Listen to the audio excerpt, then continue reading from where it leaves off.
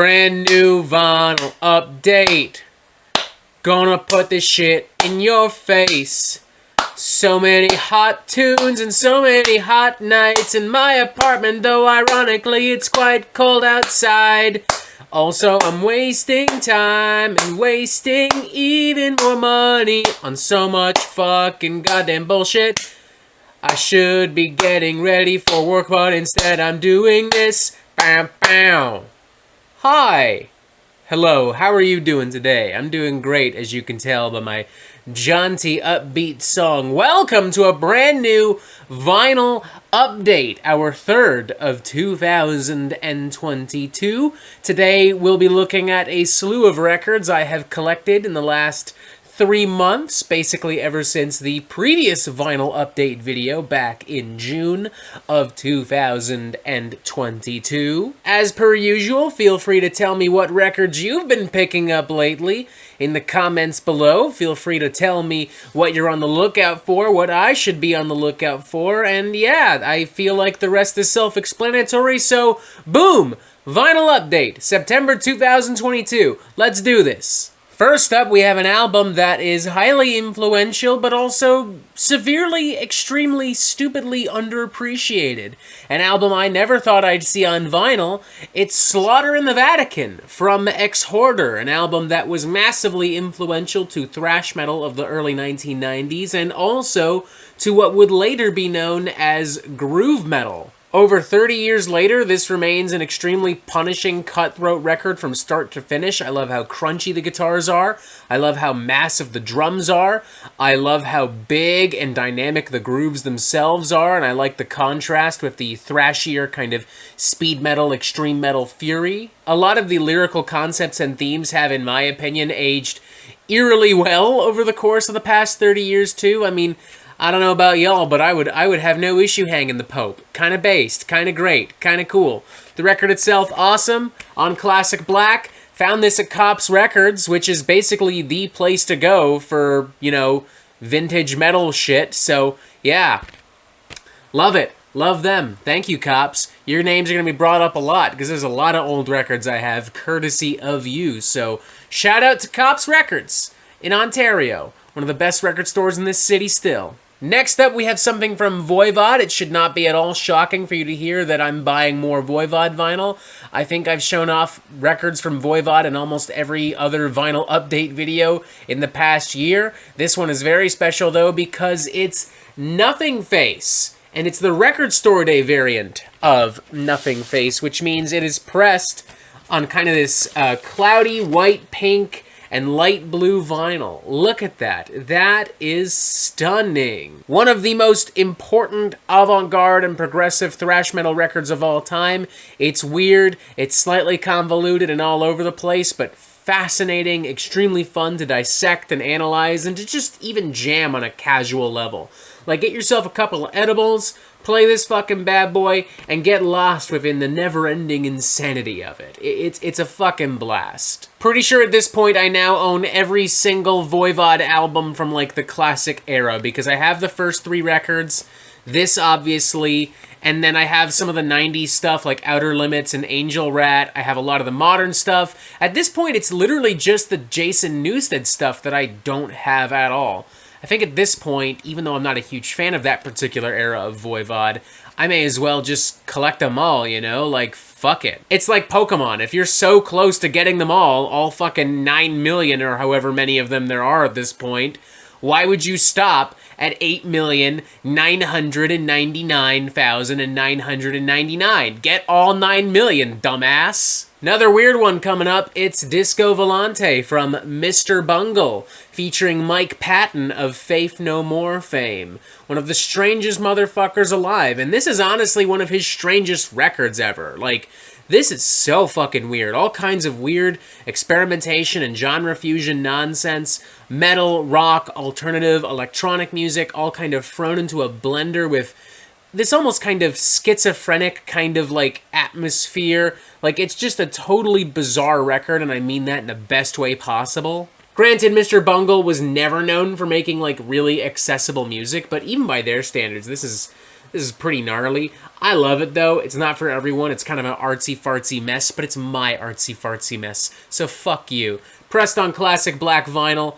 Great record. What more can I say, really? Next up, we have some stuff from Idols, English post-punk hardcore alternative crew. We have the records Joy as an Act of Resistance and Mono. In my opinion, these are two of the best punk or alternative records released in the past few years. I love Idols. I was supremely disappointed I couldn't see them in concert early August here in Toronto, but at least I was able to pick up these records, and since then I've been jamming these things pretty fucking frequently.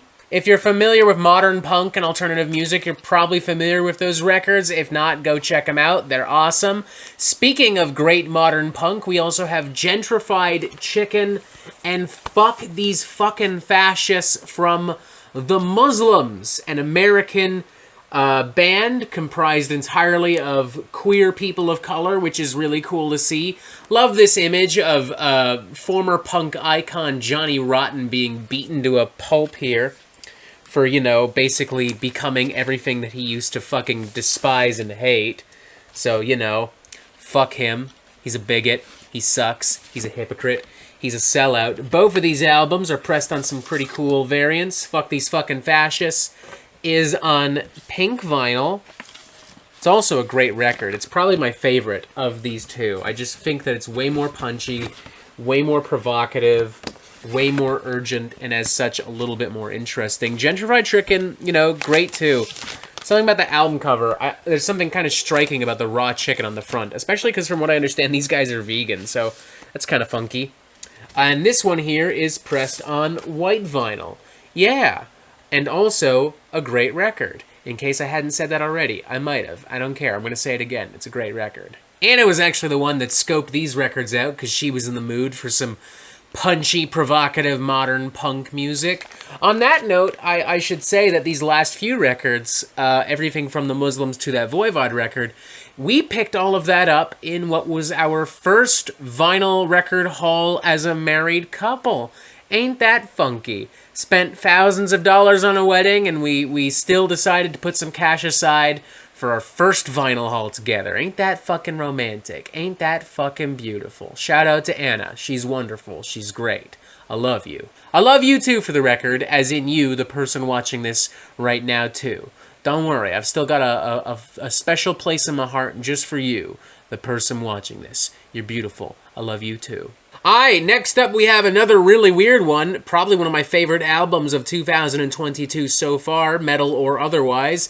It's Hellfire from Black Midi, a collection of angular, unorthodox, math rock, prog rock, post-rock, avant-garde arrangements and jams. It's even weirder than their previous record. I don't know fucking how, but if anyone can pull that off, it's fucking Black Midi of all bands. I'm not even really sure where to begin describing a lot of the material on this. It's everything that the last two albums have done so well, amplified by like 50 fucking million. Let's go with that. I will very likely have more in-depths for y'all another time, perhaps when it comes time to talk about the best music of the year for realsies. Until then, let's just appreciate the vinyl, pressed on indie store, record store, exclusive, red. Cool, neat, fun. I'm hoping I get to see Black Midi in concert. They've already been here once this year. They're coming by again in October at the Phoenix Concert Theater. I'm pumped to hear a lot of these songs live and to hear some other songs from like Cavalcade and stuff live. Black Midi rules. Fucking check that out if you are looking for something just supremely fucking weird and strange and unlike anything else out there. Next up, we have some more Mike Patton, specifically his collaborative EP with the Dillinger Escape Plan, Irony is a Dead Scene. I got the chance to talk about this earlier in the summer via the Reviewing Every Dillinger Escape Plan album video. In my opinion, this is one of the best metal EPs ever fucking made. I stand by that. It's everything that is brilliant about the Dillinger Escape Plan with the added insanity and manicy of Mike Patton. This, if I'm not mistaken, is like a 20th anniversary reissue, and it is pressed on like orange, black, and white splatter vinyl. Look at that. That looks like a Halloween decoration, which is appropriate because this thing is fucking scarily strange at times, almost like Halloween. I love it. In fact, I kind of like the idea now of playing this while all the little trick-or-treaters are coming up to my apartment. That'll really set the mood, I think, don't you? So, yeah, be careful if you're trick-or-treating in Deer Park this Halloween, because I might scare the shit out of your kids with this. That's another band, come to think of it, where I think I have almost every album, Dillinger Escape Plan. I don't have Calculating Infinity, and that might be it. I don't have One of Us is the Killer. I need those 2 albums, and then I think I have every single Dillinger Escape Plan album on vinyl. I'll come back to it. I'll let y'all know. I gotta update. I'm gonna make it my goal, much like Voivod now, to get all of those records, though. Because, like, why not? Who the fuck cares about money and groceries if you don't have the entire Voivod and Dillinger Escape Plan discographies on vinyl? What's the fucking point, you know what I mean? Alright, next up, this is a fun one. This is something Anna actually ordered online because she wanted it that fucking badly. It is the 40th anniversary edition of Dio's Holy Diver. Now, technically, I do already own this album. I don't know, you can see it in some videos that I record from my couch, but I do have a picture disc of Holy Diver hanging from my wall. But it is for display only. I've listened to it only a couple of times. Anna wanted a version that she can throw on at any time. You know, the Dio estate coincidentally put this out, so it works out, and it's great. I'm not a huge fan of the revised cover art. Something just feels off about it, even though it's identical. Something just feels off because it's not entirely the same. But the record itself, I mean, it's still great. Straight Through the Heart, you know, Caught in the Middle, the title track, Rainbow in the Dark, Stand Up and Shout. There's still so many awesome fucking songs on here. A lot of people were complaining about the mix of this, and honestly, I don't really think it's that bad. I think it sounds pretty good. Standard black vinyl for this one, but there are some goodies. For instance, the gatefold image of the pastor being thrown into the water and very clearly being very much scared shitless. Love that. 10 out of 10. I don't know how well y'all will be able to see it, but the D-side also has an etching of, like, the demon character from the album artwork with the Dio logo, which I think is pretty fucking cool, personally. Another classic metal record we picked up, In the Nightside Eclipse from Emperor, one of the greatest Norwegian black metal records of all time, and this is coming from somebody who frankly doesn't really give that much of a shit about like the 90s Norwegian second wave black metal scene, but I got a special place in my heart for like Over, Enslaved, and Emperor, this album included. Anthems to the Welcome at Dusk is still like #1 top tier king shit for me, but like this, you know, solid silver metal here, you know, still sounds great after all these years, and this is kind of a special variant being pressed on a blue and white vinyl. Booyah. It is different from the reissues that were put out a year and a half ago, which were like the half-speed mastering, if I'm not mistaken. I'm not sure what the exact terminology they used was, but I mean, there's not a colossal difference in sound. It's still punchy and clear and is still very good and great and stuff. Next up, we have an album which I declared the best metal album of 2022 not too long ago. I gave it a 5 out of 5. It is Spirit of Ecstasy from Imperial Triumphant. Fuck yes. Holy shit, what an awesome album. Everything about this, from the production, to the concept, to the overall vibe, to how jazz is further integrated into their very chaotic and, like, dizzying kind of blackened death metal, avant-garde metal sound. It's incredible. Performances, tons of guest stars. Everyone from Testament's Alex Skolnick to Voivod's Dennis Snake Sabo, and, you know, even fucking Kenny G shows up on this thing. A slew of award-winning career jazz musicians. I love this fucking record. What more can I say? It is stunning, that artwork.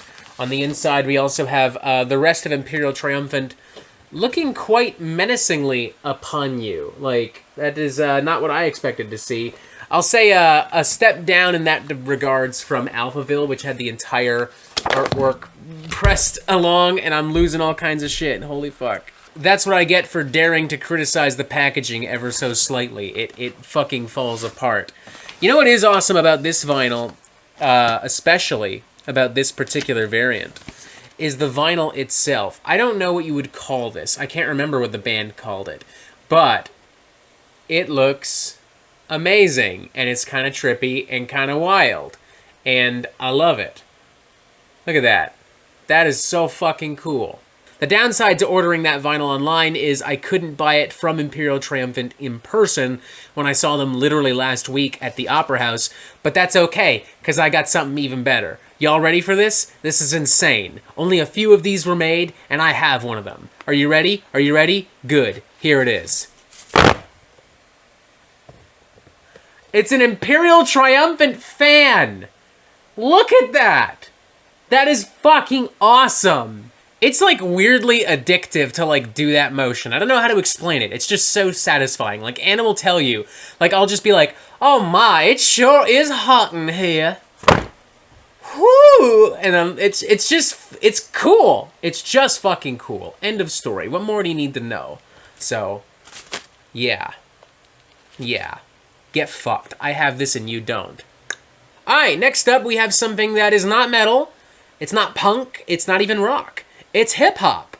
Oh my lord. It's my favorite hip-hop album of 2022. It's Mr. Morale and the Big Steppers from Kendrick Lamar. I've thoroughly enjoyed everything he has done. Good Kid, Mad City, Damn, To Pimp a Butterfly, which is my favorite hip-hop album, period, like, ever of all time. Even the stuff he did for, like, the Black Panther soundtrack was great. And, you know, like, Untitled Unmastered, the compilation of, like, demos and B-sides. I thought that that was really well done, too. Everything he's done is great. And this is no exception. I love this record. What I like about this record in particular, too, is that I feel like this is the most mature Kendrick has ever been on a record. I mean, he does tackle a lot of the same issues that defined a lot of the records we've talked about, but at the very core, this is more so about Kendrick Lamar wanting to be a better man and recognizing faults and issues within himself and within his community, within his family, within the people around him. You know, he deals with homophobia, and he deals with, you know, systemic oppression and a lot of, like, domestic abuse and assault and a lot of, like, family trauma. And I think that that's really bold of Kendrick to do it that way. Like, I like that. And I also like how, at the end of the day, he's kind of doing all of this to become himself a better man. I like the introspective and deeply insightful nature of this record. There are bangers. I'm not suggesting that there aren't bangers. But the music is honestly secondary to the concept and to the themes present. I mean, even the imagery here of, like, Kendrick wearing, like, a crown of thorns while he's in, like, what looks like a beat-up single-bedroom apartment with a woman and 2 children, like, that's really well done. That strikes a chord. That's just a legitimately really beautiful portrait. Alright, next up we have quite a few old-school thrash and hardcore and crossover ragers from the 1980s. First up, we have Violence and Force from Exhorder. Classic record from a classic Canadian heavy metal band. This is pressed on gray vinyl. Booyah! Hoping to expand on this in the future with some more Exhorder vinyl. Exhorder is an incredibly... One moment. Damn it. As I was saying, Exhorder is an incredibly underrated band. I mean, they were putting out some supremely heavy stuff right around the same time as Metallica and Slayer, but for some reason were never really credited with being a part of that early thrash metal boom, even despite the fact that Exhorder themselves were bringing a lot of those bands on tour with them. But whatever, c'est la vie, what are you gonna do? It's a great record, that's what matters. Hopefully people can appreciate it now today, as is Suicidal Tendencies' self-titled debut album, a classic of hardcore punk responsible, partially at least, for the creation of crossover thrash. I'm not gonna give it to these guys specifically because there were other bands, other factors, other albums. But I mean, like, you can definitely trace a lot of it mostly back to this band and this particular album. Honestly, one of my favorite hardcore, punk, crossover, thrash, whatever records ever. Like, I love a lot of this. I love the tongue-in-cheek humor. I love the vibe, the raw, minimalistic production, and the very punky, thrashy energy. I mean, I Shot the Devil, Two-Sided Politics, I Saw Your Mommy, Fascist Pig, Institutionalized, which remains probably their most iconic song to this day. Still a fucking certified goddamn banger, and it happens to be pressed on white vinyl. Cool. I have trouble putting this back in this particular sleeve, so I'm actually going to leave it in that sleeve. God damn it, I can't even get it back in the actual record casing. There we go.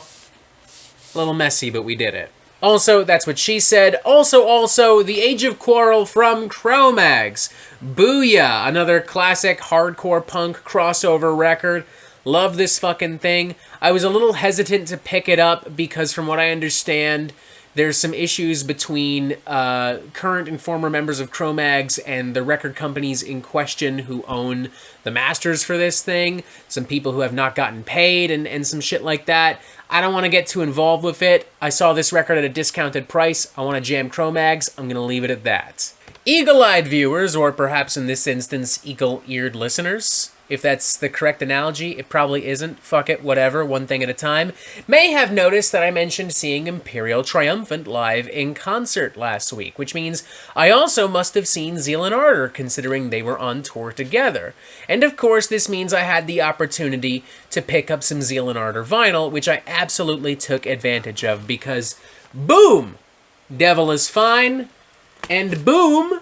Stranger Fruit. They also had Wake of a Nation and the self-titled album from this year, but these were the two I wanted, and frankly the two that I could afford.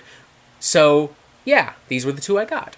I love Zeal Ardor. I love their fusion of, like, Negro spirituals and black gospel and alternative rock and the blues and, like, black metal and heavy metal. It's totally unlike anything else out there. I love how provocative and soulful the music is. It touches upon a lot of themes that were relevant to the original hymns that this music is so heavily based on, and also a lot of themes that are relevant today: economic, social, environmental, and political. While Stranger Fruit is just pressed on standard black, Devil is Fine does have the advantage of being pressed on, like, a really dark, slightly translucent green vinyl, which is, you know, awesome. Boom. Look at that. And what else did I pick up from that show again? I don't remember. I feel like I showed it off earlier in this video, but I don't remember what it was. What could it be? Huh. Oh well, I'm sure I'll remember eventually. Boom! Vinyl update. September 2022. Once again, feel free to let me know what records you've been picking up and jamming as of late. Video here, video there. Subscribe. Boom. And as always, ladies and gentlemen, you have yourself a fantastic fucking day.